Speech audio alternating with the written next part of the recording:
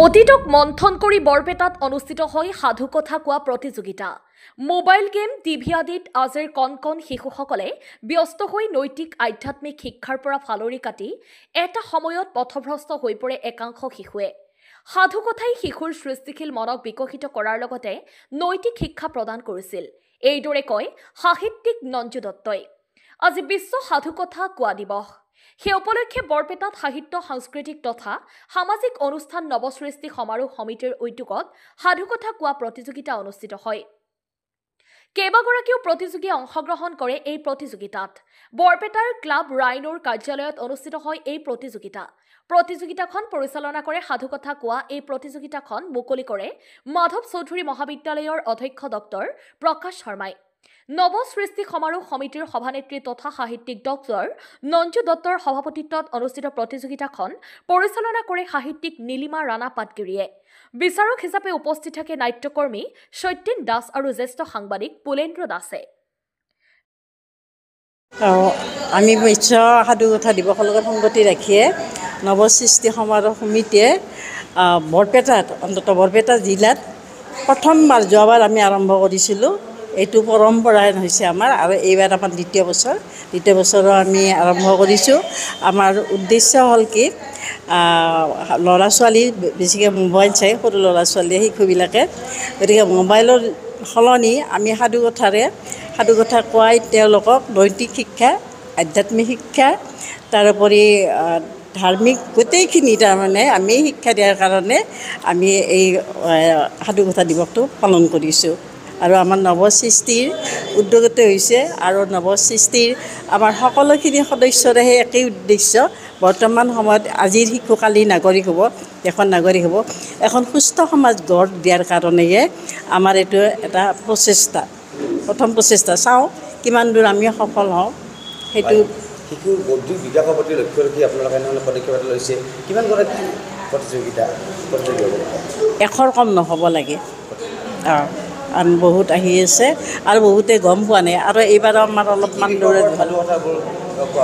সাধুকথা যিবিলাক মানে মৌলিক কথা বা নীতি শিক্ষা থাকে, লৌকিক অলৌকিক দুয়োটাই হ'ব, কিন্তু য'ত মৌলিকতা আছে, য'ত নীতি শিক্ষা পাব, সেইটোহে আমি বিচাৰিছোঁ। আৰু সেই দ্বাৰাই এটা বাৰ্তা যাওক, সমাজলৈ বাৰ্তা যাওক, শিশুক যে সাধু কথা শুনাব লাগে, নীতি শিক্ষা দিব লাগে, আৰু এইখিনিয়েদি এখন সুস্থ সমাজ ভৱিষ্যতে গঢ় ল'ব অসমত। আমি সেইটো বাৰ্তা দিয়াৰ কাৰণে সাধুকথা দিৱসটো পালন কৰিছোঁ।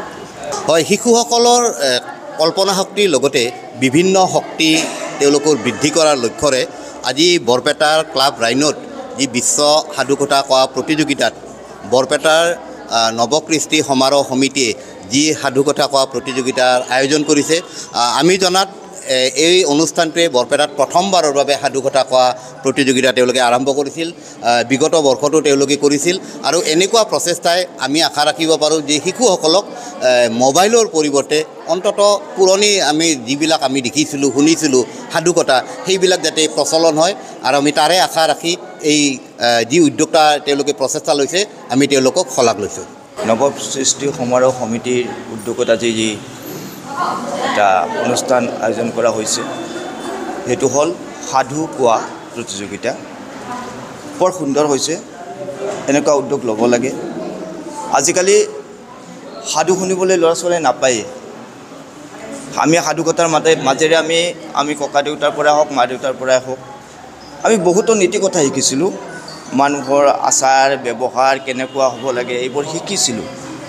সেই বস্তুটো আজিকালি সেই ব্যৱস্থাটোৱে নোহোৱা হৈছে, সাধুকথা নোহোৱা হৈ যাব ধৰিছে আমাৰ সমাজত। আমি লক্ষ্মীনাথ বেজবৰুৱাৰে হওক বা আমাৰ